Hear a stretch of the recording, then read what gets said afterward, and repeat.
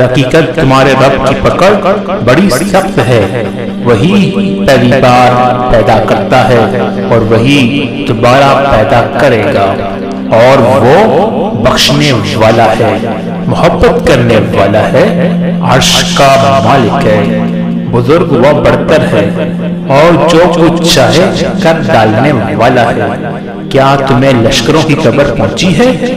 فرعون اور ثمود کے لشکروں کی، مگر جنہوں نے کفر کیا وہ جھٹلانے میں لگے ہوئے ہیں، حالانکہ اللہ نے ان کو گھیرے میں لے رکھا ہے۔